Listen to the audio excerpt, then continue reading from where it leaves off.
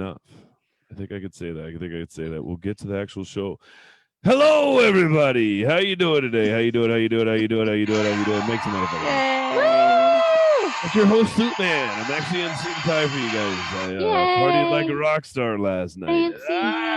Sleep is for the dead, right?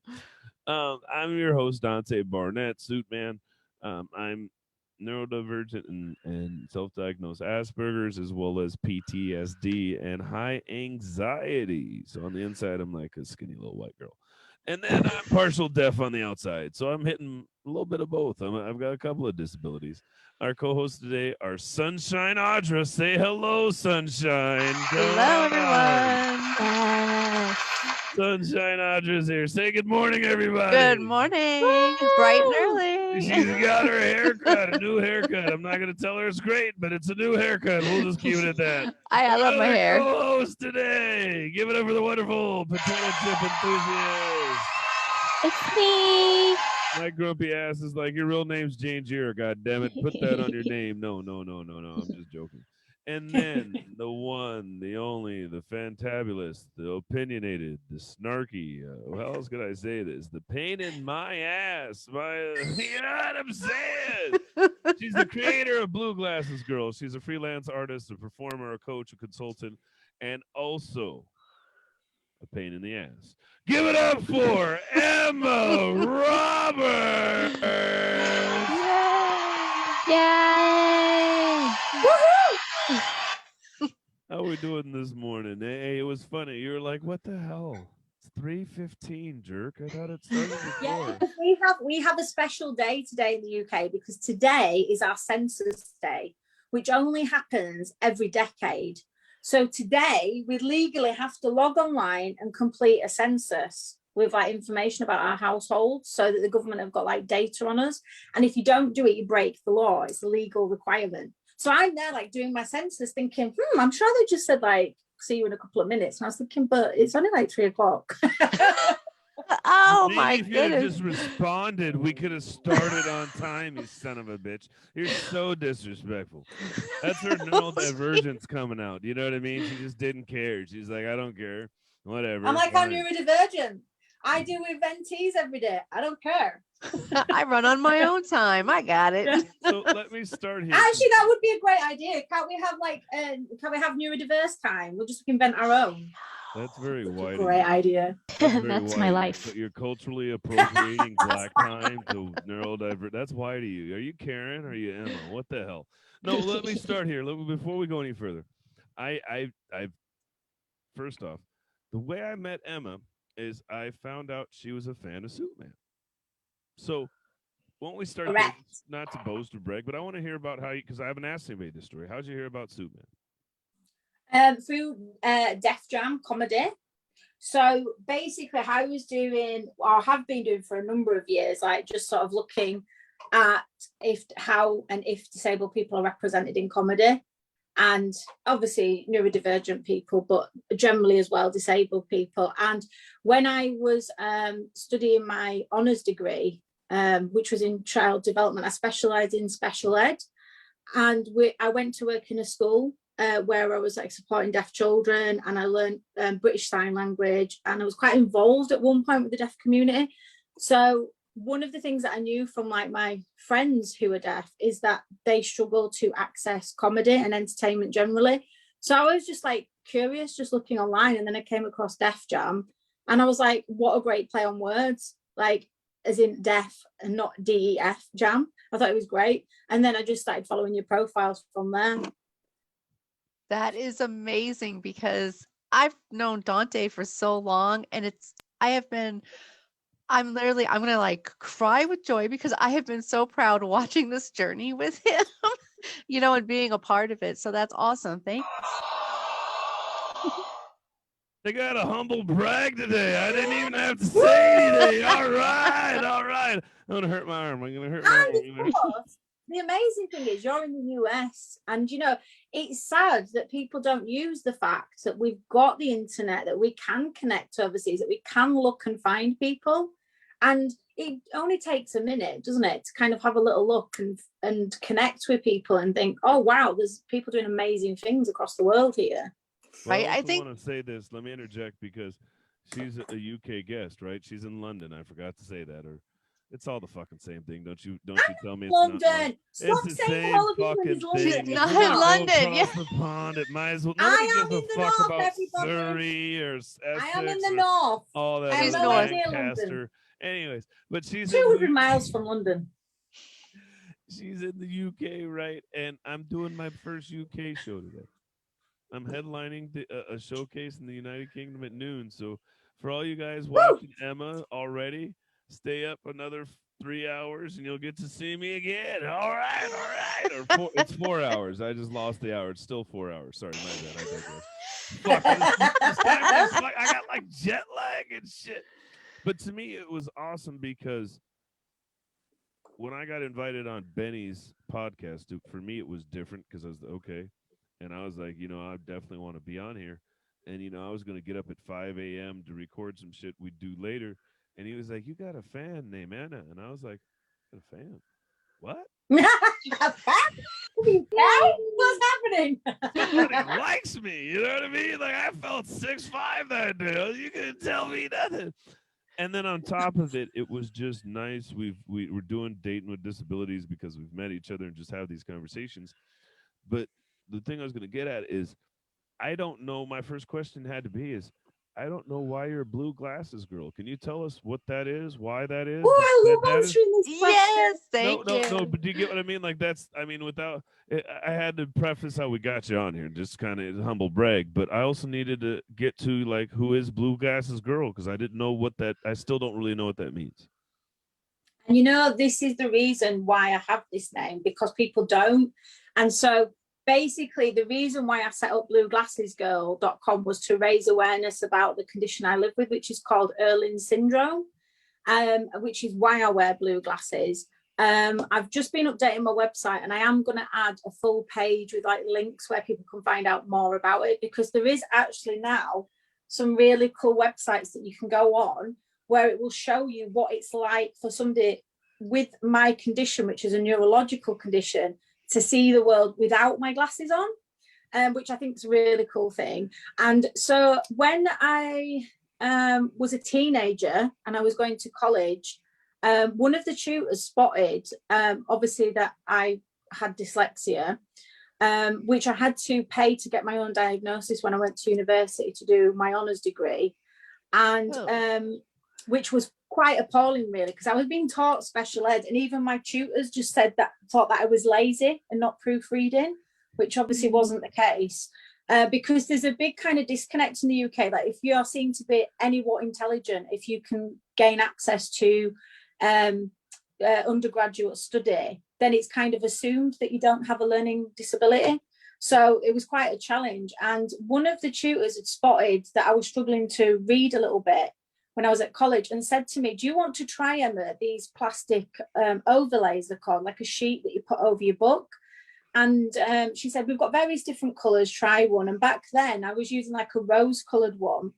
And then as time went on, I learned that you could actually buy glasses with the coloured tints in. And so 3 years ago, I managed to save up to buy myself these glasses, because they're about $600. And you have something called a colour optometry test, where they check which colour works best for you. And mine happens to be this colour, which is actually, it's a specific type of blue called aqua. And so wherever I go, I wear these glasses. And I thought, well, why not use my glasses in my branding? And then I can raise awareness, because people will ask what you've just asked, like, why Blue Glasses Girl? And then I can say to them, because I have Erlen Syndrome. And what Erlen Syndrome is a neurological condition. So it comes under the Neurodivergent category. And it's a neurological condition that is nothing to do with my eyes. It's completely to do with my brain and how my brain processes light. So it's very painful for my brain to process light. It causes my mobility to be affected, my ability to see, and my ability to walk. So these are actually classed as a mobility aid. Yeah, I actually know a little bit about that because I have special classes myself that I have to use for epilepsy because of the way that the light processes. So I have I have similar. I do have a question though, because I know I've seen the blue ones. I believe the other ones, there's like a rose color, and I think there's like a purple color, right? So there's actually, when I had my colour optometrist, just from memory, there was about 30 different colours. There's lots of different colours. Okay. But another thing to add to it is, firstly, it's definitely a co-occurring issue with dyslexia. So if you have dyslexia, you're 50% more, or maybe even higher than that, chance that you have Erlen syndrome. But in addition to that, a lot of my autistic friends have Erlen syndrome as well. It's very common within autism as well, and that diagnosis, so you should always be checked for it. And some of my autistic friends wear yellow ones, or like an orangey color. Okay. So I've seen a variety. And then you have people like John Lennon, Johnny Depp, that you'll see them wearing them. And a lot of people think I'm wearing sunglasses, and they think that with celebrities. I think because there's celebrity status, they're going around just trying to incognito. But actually, awesome. Syndrome, which is amazing. Yeah. And it's sometimes referred to as visual stress syndrome as well. Mm-hmm. So if you kind of Google that, it comes up with some suggestions as well. Well, I did a Google, and I'd read something that I wanted to read to you. If I've still got it up here. It was that it's more common than heart disease or asthma. Yeah, I know. And yet here in the UK, we have to pay for our own diagnosis and our own glasses. And we had some legislation passed not long ago, about a decade ago, whereby I'm quite fortunate because I live in a city called Leeds, and the next city along, which I live closer to, which is about 2 miles from my home, Bradford, I worked there for years, has a specialist clinic at their university that offers colour optometry for children and adults. What was that? Sorry, I had an echo. Your video came on an echo. And they actually train the actual ophthalmologist to do the colour optometry. And so young people and adults can go there for free, but then you have to go to a specialist optician, which there's not many, there's only 2 in my city. So if you live in a rural area, getting access is quite hard. And we have now passed legislation that means children under 16 can actually get these glasses paid for on the NHS. So one of the other reasons for me going online like this and calling myself Blue Glasses Girls, I was in a meeting the other day with some artists, and one of the artists said, "Oh, I have a 12-year-old who I suspect has Erlen syndrome. And this has happened a few times. I'm like, please go get them tested, because at least they can have glasses now, can have that access, which I didn't have as a child." Right. And I think the overall big picture here too is that, if you're autistic, there's so many co-occurring conditions that, come along with that. And so I think a big picture for professionals out there, if you're listening to this, not only should we recommend speech and OT and PT for those who do need it, but I think a better service would be to recommend a neurologist who then can assess that person, and then also look for those other co-occurring conditions such as EDS and Tourette's and those dyslexia and all those other learning disabilities that may come along with it. And in your case, maybe a visual one. It's not visual. It's sorry. Yeah. I meant, just checking the eyes so that way they can see if there's a neurological issue with a visual representation, or like I said, the way your brain processes. And the tricky thing about this is who can do it. So I was blessed in that a very wise person who was very experienced in special ed had actually seen me struggling and thought, I wonder, and posed that question where, like 20 years ago. However, as I said, if there's only 2 or 3 opticians in the whole of my city that do it, I could walk into a general optician and they might have somebody that's not trained in colour optometry and wouldn't have a clue what Erlen syndrome is. So as a parent, if you've got a child and you're thinking, do they have a co-occurring condition? Which optician should I take them to, and where would they find out about that? So there's still that lack of awareness about where people go to actually be formally assessed for Erlen's. I'm sorry, I've been talking quite a bit. I'll let Jane, Jera, and Dante step in because I just happen to know quite a bit about this particular condition, so sorry guys. Please step in, put your comments in. Well, I don't know. I just really like listening because I've never heard of Erlen Syndrome either. And it's just nice to learn something new.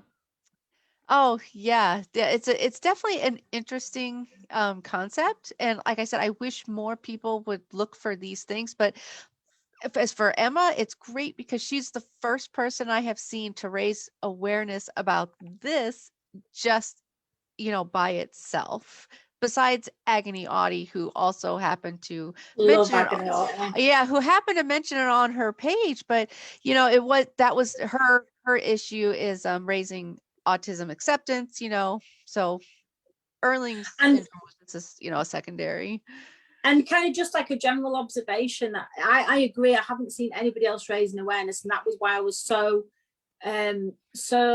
wanting to put out Blue Glasses Girl and get people to notice and ask the questions, because I find that people aren't aware, and why should they be aware? So if I get them to ask me the question, I'm comfortable answering it. Somebody else might not be. But what I have noticed within the autism community is that there is a wealth of knowledge there, and often a lot of, say, for example, parents who have autistic children or adults themselves with autism are actually aware of maybe Erlen syndrome, even if they call it visual stress or something else, but actually don't think to share that information because, as you say, the primary issue may be the autism, and then there is additional learning disabilities.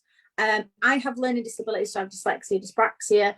And then obviously the Erlen's syndrome, if I don't wear the glasses, exasperates those learning disabilities. Yeah, so exactly. it actually, helps me learn and it helps me keep mobile. And I was speaking to, one of the things it has done, which I wanted it to do, is not only has it raised awareness, but I know for a fact that people have got tested for Erlen's and got glasses as a result of being, seeing me and me being like a role model. Wow. And that just amazing. And the amount of teenagers. So I was at a music gig that my friend was running a few months ago, and a photographer came up to me and he said, "Hey, you're wearing blue glasses." He says, "My sister who's 15 wears green glasses and she has whatever you've got," because nobody can remember the name of it. So it's called Erlen syndrome. And he's like, "Yeah, she has it." He goes, "I want her to follow you." And that was and so I don't really know yet how to engage with my teen audience because I love teenagers, but it was how lovely was that, the thought that I might be this role model, that they can see another young woman or another person. Do you see what I mean? I'm a visual representation of what they're going to become. It's like, oh, so she can live this cool life, and she's like, and instead you're not just kind of like this little weirdo at school that wears odd shaped glasses or odd coloured glasses, you know what I mean? It's like there's a girl out there just rocking it, like, hey, yeah, I'm Blue Glasses Girl. And that is literally what my brand is about, is just like people being themselves and just like putting themselves out there. I'm proud of you. I wasn't sure if she was gonna bring that to a head or not. You know what I mean? She had went around the whole globe. I was what? She gonna end this on something? What the hell?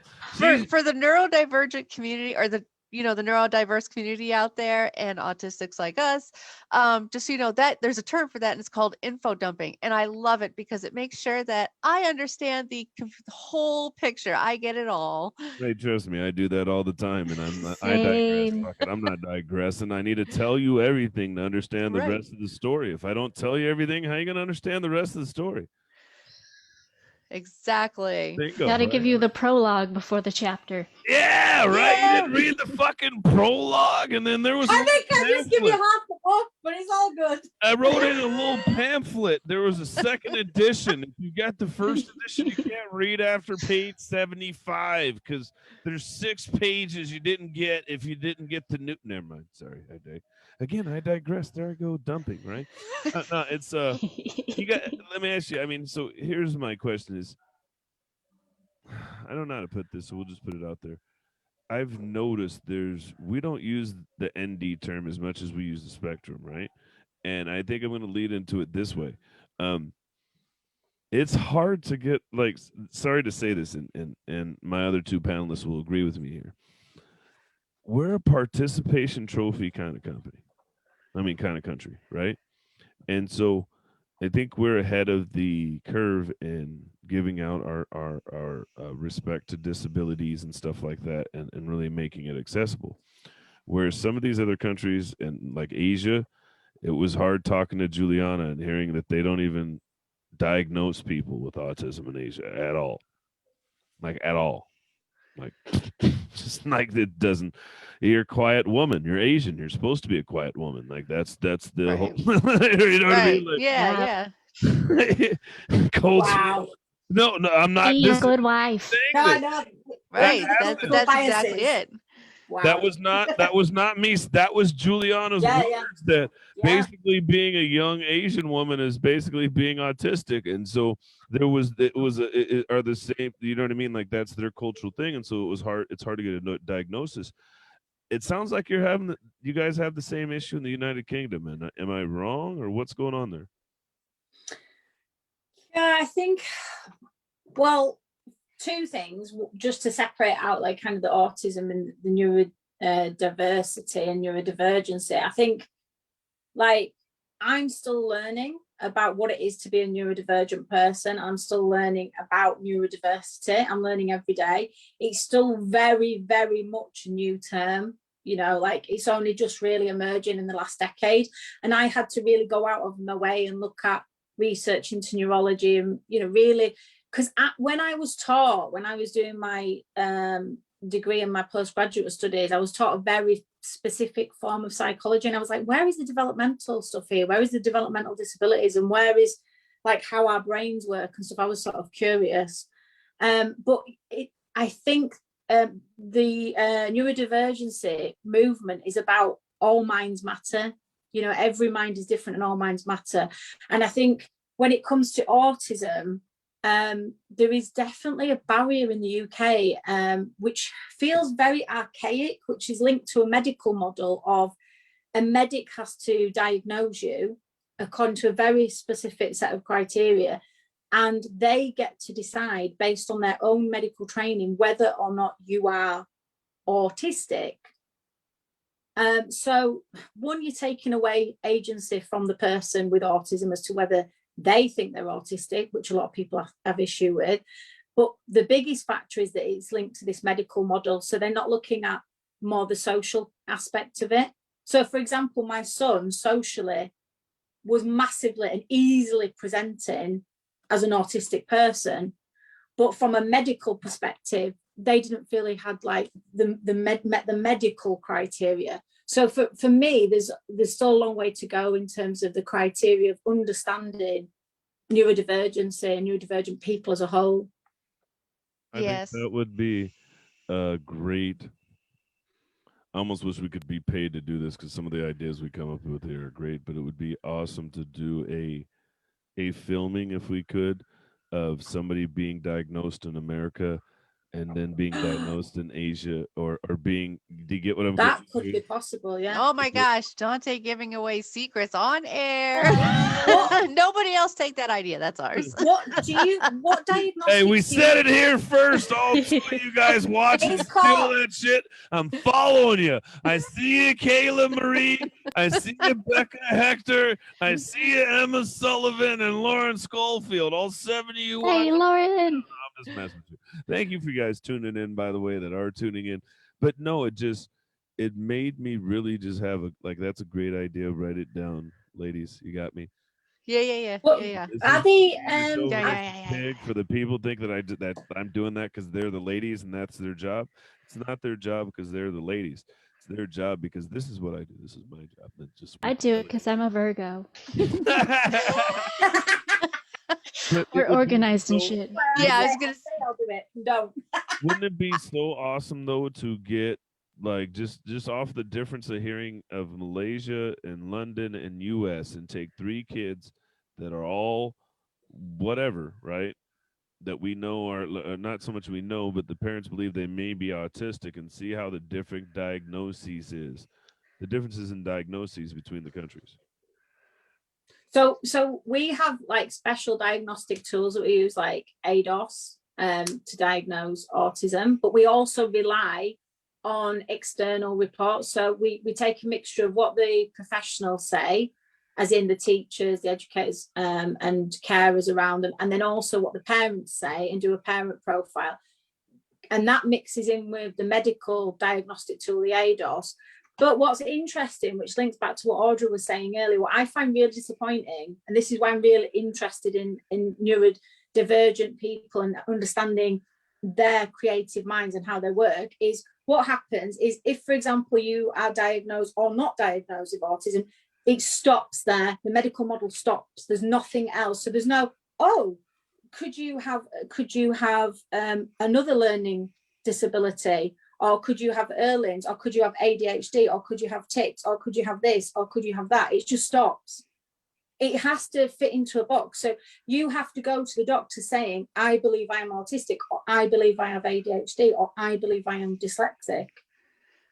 Which is always a great way to start a conversation with your doctor about what you think is, excuse me, but I think I have this and this and this, and you're going to diagnose me. I'm getting goosebumps right now because we just had a moment. Shout outs to Kayla Marie. She's going to be on our show next month. Yeah. 4.5. Her being on the show is going to be a shock to most people. She knows, if you get what I'm saying. Oh. And she just commented that her 9-year-old daughter is watching with us. And so the reason why I had to pause and stop and make sure we identify this moment is because this is what we envisioned why we are doing the show. Yeah. And I want to thank you for your daughter to be able to tune in. I'm so glad that you guys are tuning in. But this is why we started the show. We wanted to have conversations that kids can have. Language is always going to be language.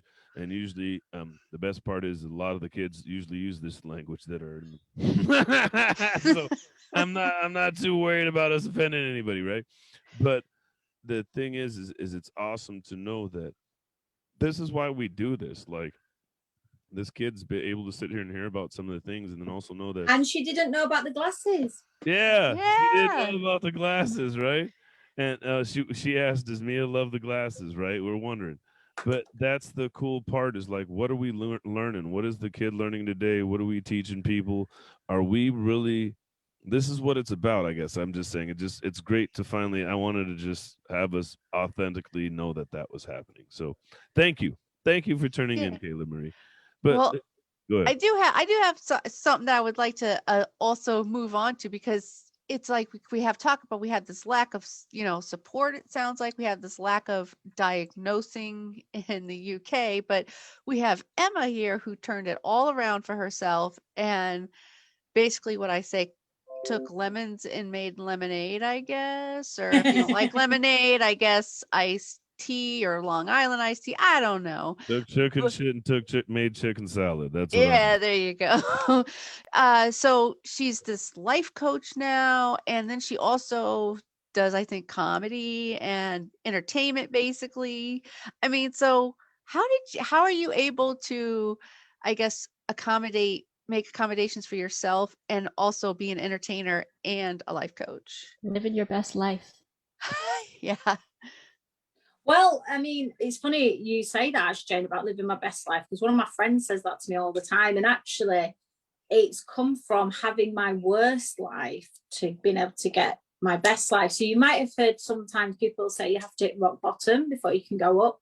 That's really what happened to me. So I live with 2 mental illnesses, and I had a full mental health crisis, a breakdown, just short of 4 years ago nearly. My memory's a bit vague. Sort of 2017 time, where I did obviously really struggle. I won't say more because I know we've got little ones watching. And sometimes you have to kind of go to that place to be able to work back up. And really, this is how BlueGlassesGirl came about. I just thought, what have I got? Who am I? What are my skill sets? What are my resources? What can I do? What can I put out into the world? What's going to help other people that maybe can identify with what I've been through?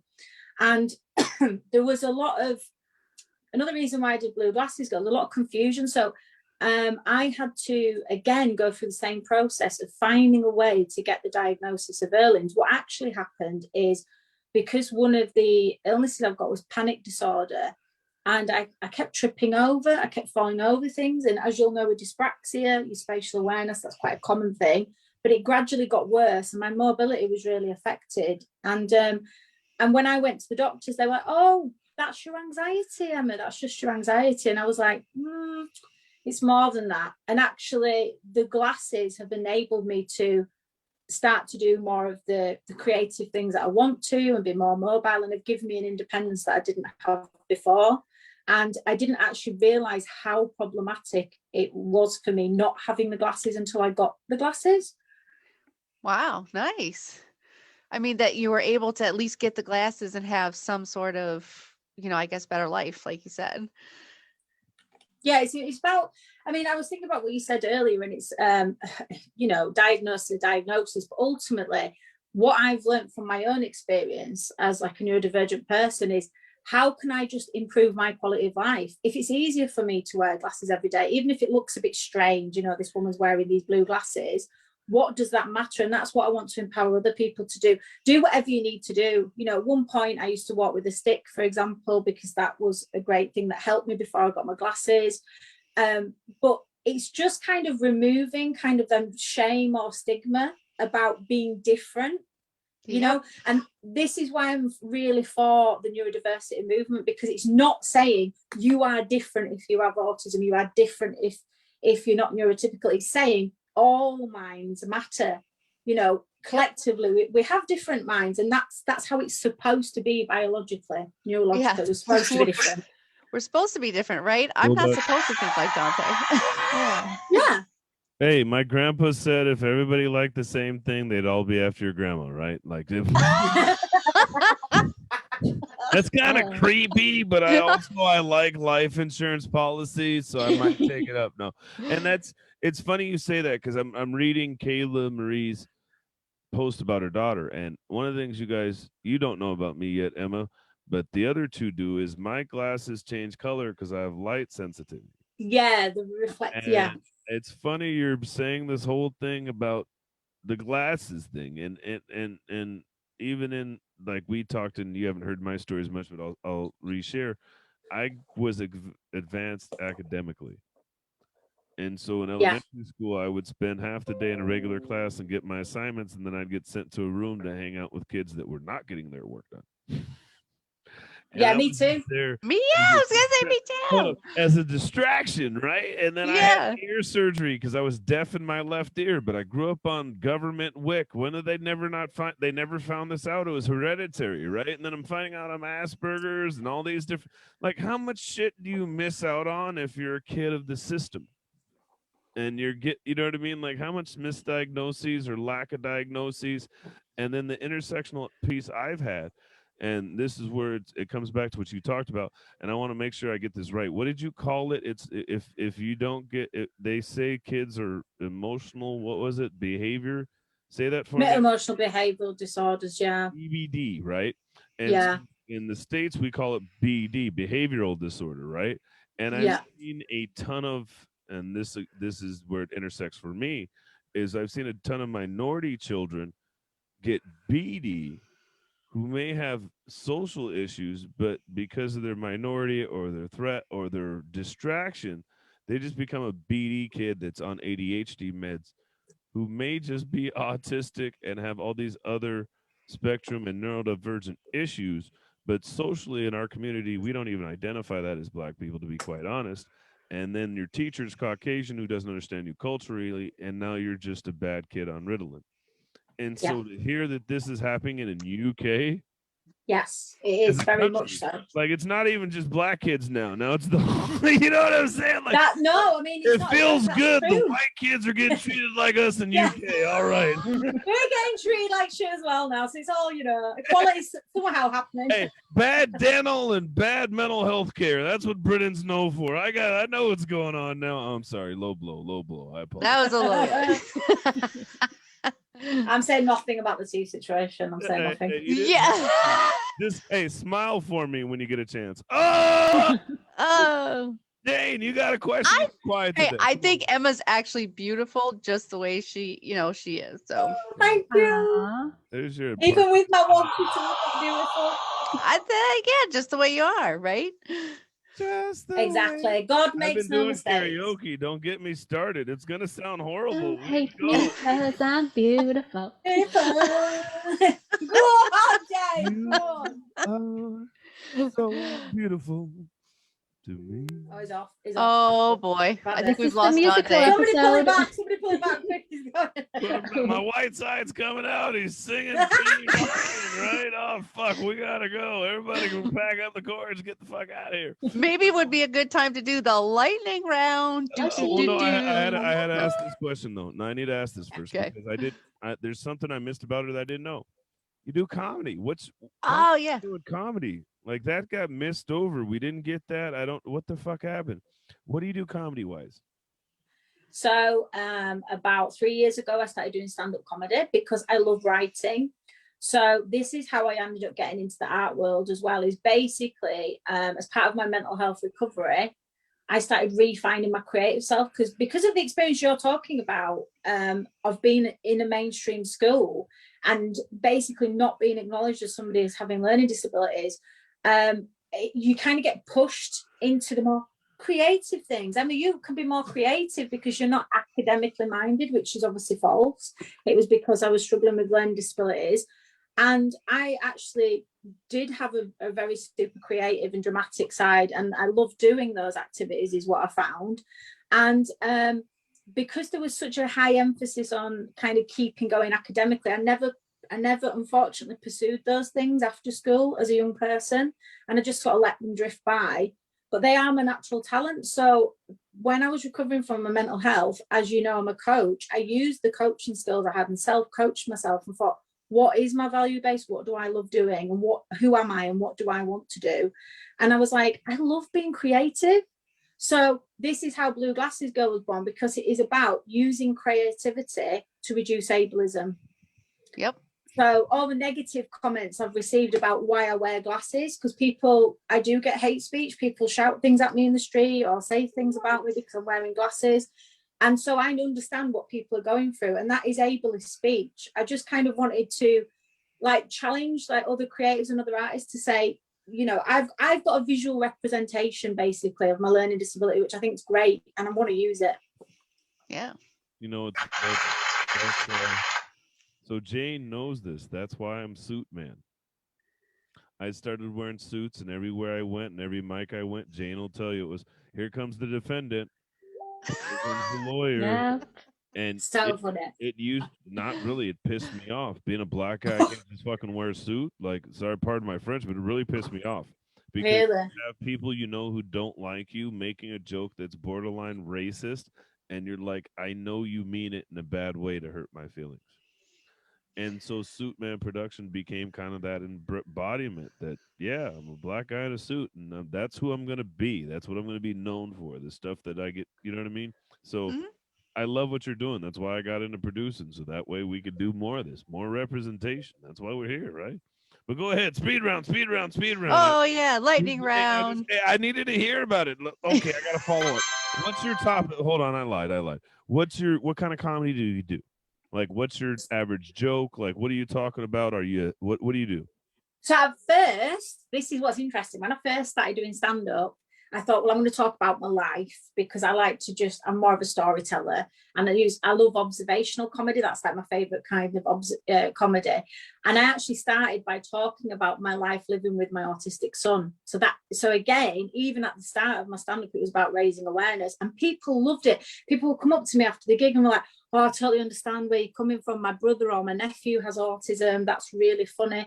And everything I did obviously was with consent of my son, because what it is me and my son, the way we actually connect, because he's not into physical touch of any kind. He prefers not to have any physical show of affection, is we just connect through humor.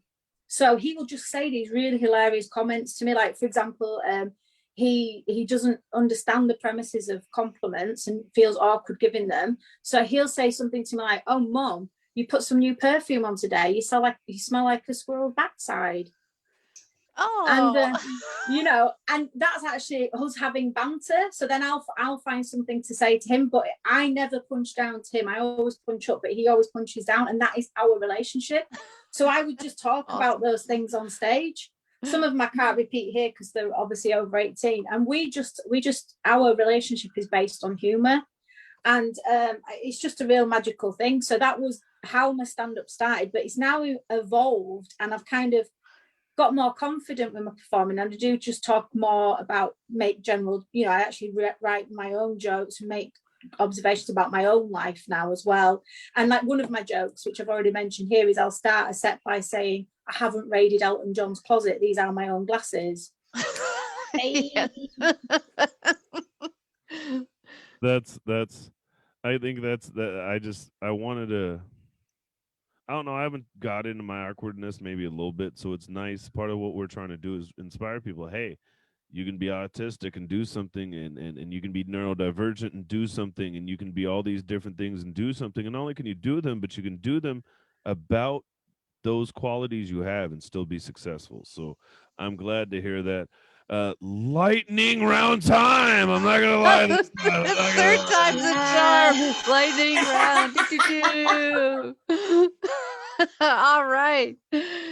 So for those who may be new to the show and listening, lightning round consists of about 3 questions at what I call the societal norm questions, and then a few of the what I call more neurodivergent questions that you don't always get asked, but always want to have asked to you. So, all right, you ready, Emma? Yeah, I'm ready. All right. First question, your favorite color? My favorite color is blue, obviously. Well, there you go. Obviously. I was gonna say, if she was colorblind, maybe it's something else, but I just think it's gotta be blue. Come on, that's easy. Literally, I can't even believe my look when they said to me, your color is aqua. I was like, yeah. If you ask my son, it's cyan. So that's how you. Ooh, beautiful. Very good choice. Hold up. This guy's like 5 and he knows the word. Yeah, I know. He's like, what the fuck, yeah. That's a special kid. And I don't mean it in a bad way. That's a special kid. I feel like my kid has a large vocabulary. He listens to me way too much. What is your favorite travel destination? Okay, so it's not like any. Oh, actually, no. I do know what my favorite destination is. My favorite place to go to is actually Bruges in Europe. I've been about 3 times, and it's really quaint. It's sort of built on water. I've never been to Venice, but I imagine it's sort of not similar, but it has kind of a big river running through the middle of it and little bridges. But then and all the shops are housed in very kind of traditional, like Bavarian type buildings. And so it's not like a typical high street, and it's quite green and pretty. And they've got a beer factory and a chocolate factory, and it's nice. Oh, you know what it reminds me of? Dante and any of our Washingtonian listeners will know this. It kind of reminds me of Leavenworth. Oh, I'm going to Google that later. Yeah, Google that later. Okay. Leavenworth is like cookies and the Swedish cookies and green. I hate it. Although I do love Disney World.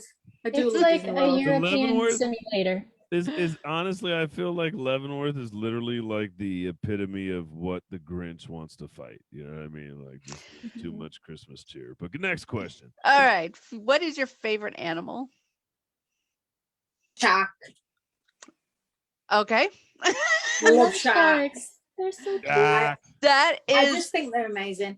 And did you know scientists found out last week that there is a shark that is actually luminescent that lights up the water, which is just amazing. Apparently that shark eats way too much plankton. Yeah, toxic plankton. We poisoned it. Poor shark. All right. Next question. What is the best compliment you have received as a neurodivergent? Ooh. I don't want to focus on the worst today. I'm focusing on the best. Oh, yay. And that one might be a thinker.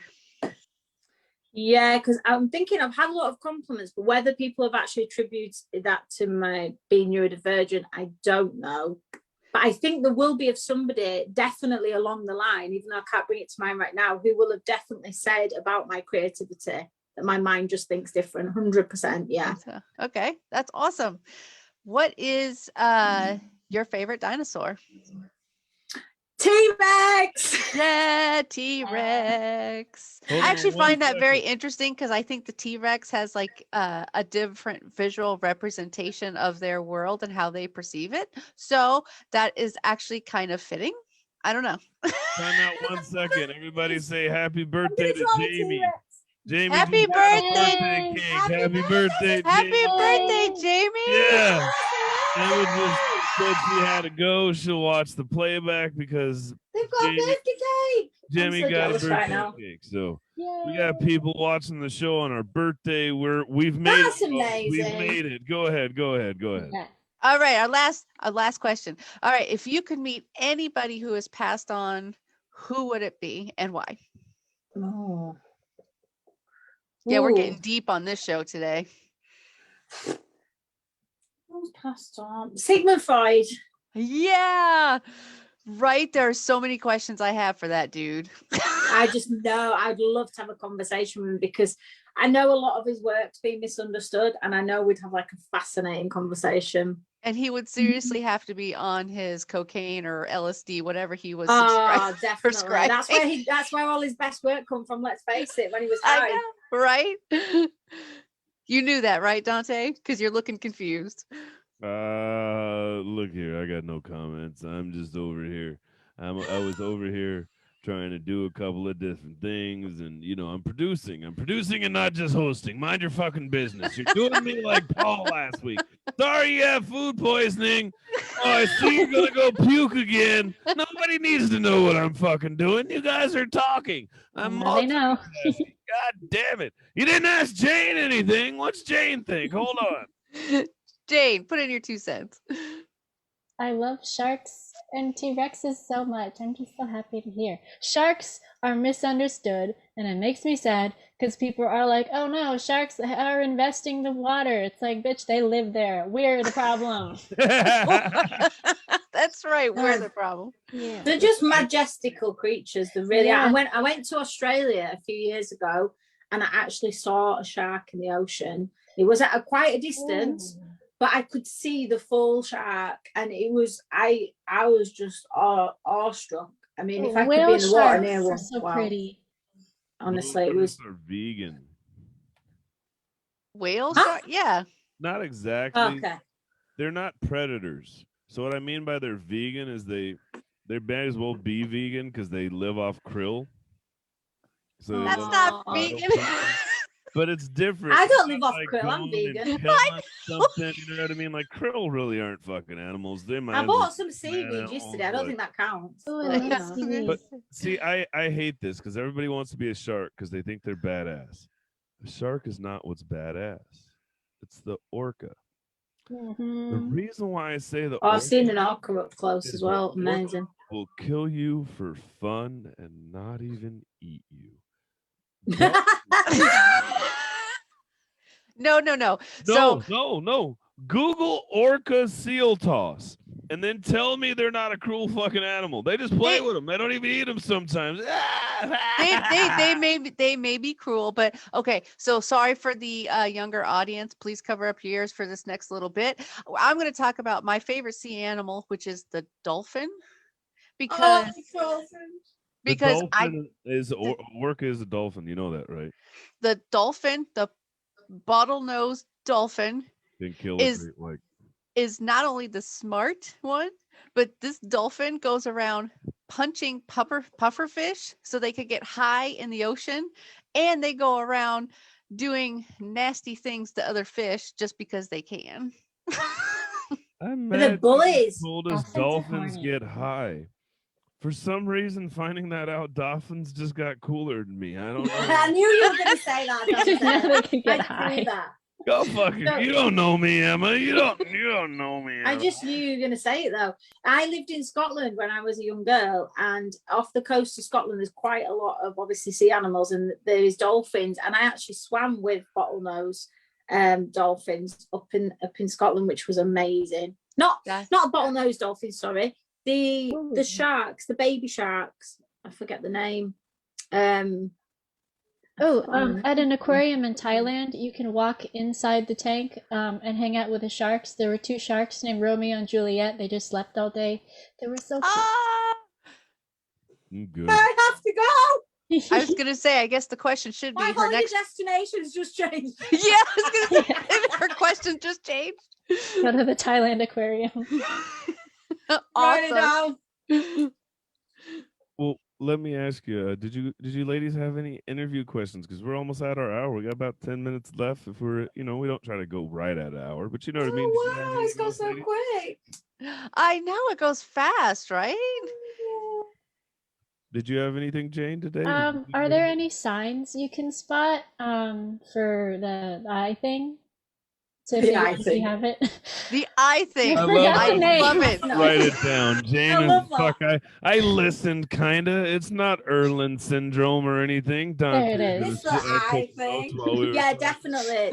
There is. No, there is loads of clues actually. So really obvious things that I've heard other parents saying is if the child has to be sat quite close to the board in the classroom, if they're not able to see it at a distance. So often people do actually do what Jane is saying. They think it's an eyesight issue. So they think, because I have got a little tiny bit of a prescription of long-sighted and short-sighted, because when I was born with a squint, where your eye disappears, and I had that removed, an operation when I was 3. So that has left a bit. But I think that was the thing I noticed in school. People just assumed that I couldn't really see correctly. So they would just do very obvious things like put me closer to the board or make the print bigger or things like that. But actually, if you see a child who's struggling to read, so what is a really common thing is they'll say that the letters are not stable on the page. Basically what happens is the letters lift up and they move around. Yep. So I have problem sequencing anyway with dyslexia, putting a sentence together. So if you see a child and they're having to put their finger there and read each one, people just assume, they're learning to sequence. But actually, often they're putting the finger because they're kind of wanting to hold the word down because it's moving. So what happens is when you get these pieces of plastic, before you get the glasses that go over the top, they actually hold the kind of words down. That's how I describe it anyway. And then looking for things like problems with the spatial awareness, so not assuming it's dyspraxia or coordination development disorder, actually looking, are they bumping into things? Are they dropping things? So for me, it was light reflecting off shiny surfaces. So another common one I get, which I know the listener mentioned that her daughter has, is just saying, I'm really sensitive to light. And it's not a light sensitivity, it's actually how our brain processes the light. So the complaint you'll hear is people say, it hurts, I get a migraine, or if I have to sit under a direct light, I can only do that for a few minutes. So I have all low lighting in my house. And I also have night blindness as well, which never got formally diagnosed. I got my glasses, so I can't see properly in the night with the glasses off. So it's having low lighting. So just noticing how people respond to different light textures, really. So, in kind of a big kind of supermarket, like a Walmart, if you're walking around, you've got the fabricated lighting, the non-natural light, basically, any non-natural light. It bounces off kind of marble surfaces or those types of surfaces. Or if it's a sunny day and it's bouncing off puddles, you'll see the person changed. I used to get really unsteady on my feet. I was like, I can't really navigate my spatial awareness because the light was interfering with my brain. So I will send you the links and I'll put them on my website, and you can actually have an experience. You can do a virtual thing where you can see what it looks like. And the world basically just looks very wobbly to us because it's like our brain goes, has a little electric shock because of the light. Yeah, I'm actually really interested because I have never been formally diagnosed, but again, we've all suspected just because of my special glasses I have and everything. I've just never had the actual test. So I will definitely have to get on that website now because I am so curious. Yes. Yeah, and I'm somebody who had vision difficulties. I played better at night playing baseball because I could We're see all the ball wearing better. glasses right now. Yeah, I know, right? We're all neurodivergent with glasses. We're all and then I read the stats. It's higher if you're neurodivergent or on the spectrum. Much higher, much higher. It's much higher more likely to have it. Yeah. In fact, I don't know. I don't want to say any misinformation, but I'm really not sure if neurotypicals can actually have Erlen's? It's a genuine question I've still got, because everybody that I know that's been diagnosed has been neurodivergent. So it is a worthwhile thing that needs researching, actually. And it says right here, it affects well over half of autistic people. Yes, easily. And it's the same statistic for dyslexic people as well. That's crazy. So if you think about it in terms of learning difference, if you know, it's quite a key thing for educators, isn't it, really? Which, Yeah. you know, it This baffles me. This makes a lot of sense now, I think, for a lot of educators or professionals who may be out there listening. Whoa, take a step back and like maybe something else might be going on here if you can't quite put your finger on it. Another big thing is inattentiveness. You know, like Jane's asking what are the clues. So I was very much a daydreamer in school. So I used to get told off, you know, for like just sitting there like daydreaming. And that is, yeah, and that's another thing people will say, oh, people with autism, they're in their own world, they're daydreaming. Actually, no, the reason why I was inattentive is because I couldn't read what you put in front of me. So I had nothing to do for those 5 minutes when it was dedicated reading time, because I literally couldn't access that, you know. So I'm a big thing about accessing the learning and making things accessible to populations that include a neurodivergent population. But there's a lot of assumptions people just, you know, the assumptions that were made about me is that I was lazy, that I was inattentive. And these all come down to what we were saying earlier about then you get labeled some behavioral problems. Right. It's Emma's behavior. She's inattentive. She's lazy. She's careless about her work. No, I wasn't. I loved academia. I loved being a student. I loved learning. I loved going to school. I still do. It's more about changing the narrative and saying, hey, Emma's brain just works a little different. Let's help accommodate that. Oh my God. That's the hardest part, I think, about starting the show now and really identifying with my Asperger's and being self-diagnosed and being positive about it is when I share I'm doing this show, I always get somebody I know has autism. Oh, darn it. I always like There's to nothing celebrate. wrong with them. Yeah. You know what I mean? It's not like they've got a blown Hello, stigma. engine. They're just a hybrid, or they take method, you know what I mean? It still runs, car still gets A to B. It's just got some different features. Like, oh, that's a good way. Thank you. We have different features. Yeah, that's all it is. It's still a car. It still runs. It's not a unicycle. It's still, you know. Mine's the one with the dark windows. He came with tints, right? Yeah. Emma came with tints. That's awesome. Mine's ghetto. It comes with tints. I guess you could say I got a horn that works on its own, hence my cussing all the time. Honk, honk, honk, great man. I just think you're a wannabe Tourette's, to be fair, but like whatever. Go fuck yourself. You know what I mean? Go fuck yourself. Jesus Christ. But before we get out of here, did you have anything else, Jane or Audra? Let me ask the big question, because this is the one I told you we'd ask you about. So what you're doing now, what it is, what it do, Mom? What do you want us to know about? What do we need to follow? Promote your, Well, I will update my website. Please do go look on it and just familiarize yourself with it. If you go on BlueGlassesGirl.com, it tells you kind of all the artistic projects that I'm involved with currently. And it tells you a bit about what I do and the coaching. I mean, what I am focusing on at the minute is coaching families here in the UK to use creativity with their families. And doing one-to-one coaching with parents in families. And also what I do, I've been developing this for the last 18 months, is I work with an organisation called Love Arts, and we are just helping other art organisations who are open to this, who want this to happen, to improve access to art, especially live art, for people who are neurodivergent and who have other disabilities. So people who will be socially disadvantaged by their disability to access live art. So just helping them think of different ways to engage their audiences, remove barriers for participation. And I think it's what's happening here in the UK is art organisations used to have their own accessibility panels, and they're now moving towards freelancers like myself. And I think it's really important that disabled people have a voice, and that we have disabled freelancers like myself with lived experience, whether it be of mental illness or other disabilities, rather than the expert panels being people who are just reading from research papers. It's lived experience. It's like real, actual disabled people saying, this is what stops us and this is what we would like. So I'm trying to be that voice, really. Actual autistic voices. Yay. Exactly. Yay. And Exactly. and actual neurodivergent people, speaking up in the community. And I just want, for accessibility reasons, and anyone who might be listening out there in the US, because you are located in the UK, are your coaching sessions, these live arts, are they accessible by virtual sessions? Yes, I only do them virtually. So I have had clients in the US, so I do them by phone, by Zoom at the moment, like this. And obviously, because we're in COVID restrictions, even here in the UK, the client I'm working with, it's all virtual, even though they're in the same city as me. So I'm closely working with 2 organisations in both the cities that I'm nearby, Leeds and Bradford.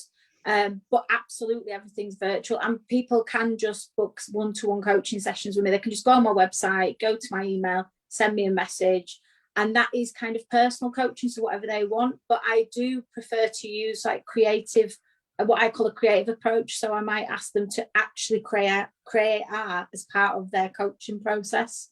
Right. Okay, that's right. It's good to know. Thank you. Yes.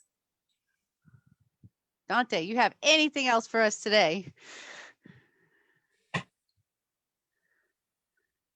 Still on mute, Dante. You're on mute, Dante. Am I encouraging women? Don't do that to me. I'm gonna abuse this power. I was my Is own there anything else I opportunity. want? I got 3 women. Hold on. Let me hit on record. God damn it. I didn't hit record today. I messed up. I guess this won't, darn it. We won't have, I can. I figured out how to convert. I figured out, hey, if we ever mess up, I can convert video to audio. I found a way to do that. Anyway, I would end on this. I ain't got nothing. We were all waiting for this dramatic moment from Dante. Talking, I just had a feeling nothing was coming, but I thought I'd just give him that moment. Once you go Emma, you never go back. Got an enema? I don't know. What the hell? I don't know. She runs through you. I don't know. I feel like Jesus, that was horrible. That wasn't my best joke. It brings images. Did you call yourself a comedian? Here. No, do me a favor. I know people had asked how they could tip you. Do you have a PayPal? I do. My PayPal is Miss Zen. I haven't attached that to my website, but I will do that. But if people want to email me, I can send them the PayPal link. Yeah. I put the blue eyes glasses girl, blue whatever. Blue glasses girl. Put your it's literally couldn't be easier because it's BlueGlassesGirl.com. Like it literally, and it's a .com, so everybody in the US can access it easy. That's why I chose a .com. You see, I'm always thinking about you guys. Boy, inclusion. You guys, we only think about you on 4th of July and how you lost. We're selfish. Now, I was gonna say, now I feel terrible because Emma thought about us on her website, but we couldn't even think about her on one day. Hey, it's all right. It's all right. But yeah, I would love it. How do I say it, Dante? They can send me PayPal for Starbucks. Oh, Starbucks? Dante says I say it wrong. It's Starbucks. Sick. You want a spot of tea and some crumpets. Don't lie to us, okay? Oh yes, I would love a cup of tea, please. An afternoon tea and scone. Hey, everybody, give it up. We've been. We'll just say that. Give it up for our guest today, Emma, aka BlueGlassesGirl. Thanks for having me. Give it up for Sunshine Audra. Give it up for I didn't really talk today or earn my keep, but James potato chip enthusiast. It's me. I'm listening and I'm learning. Oh, whatever. I'm so over her. She wouldn't shut up when she was the guest. Jesus. Well, Christ. yeah, because I was the center of give attention. it up for the most opinionated, biggest asshole, but most honest and loving and caring. Your host and one and the only SuitMan at SuitMan Productions. 2 weeks from now, things are going to be a little different. Let's give you a heads up because things will be a little weird. We have Jen Eccleston on here, huge person to get on here. But the problem is her schedule's a little different, so we'll be doing this at 8 p.m. 4 a.m. Sunday, 8 p.m. Pacific Standard Time, Saturday for us, 4 a.m. Sunday, British time. It'll be a little different, but we will be back with Dating with Disabilities next 2 weeks from now on Sunday as well. Yeah. Right? I think, what did we say the topic was? Was it worse, right? Worst. We're going Worst to talk days about ever. worst experiences is dating with disabilities. I'm going to warn you guys, Variety D is back as a panelist to stay. I am so that bitch is excited. going to go cray. I already know. So if you got kids, do not bring them to that show. I have a feeling Variety D's worst is going to make my ears shudder, if you know what I mean. But I've been SuitMan. Give it up for Emma, Andre, and Jane Giro. We love you guys. Thank you for tuning in. See you guys in a couple of weeks. We're out.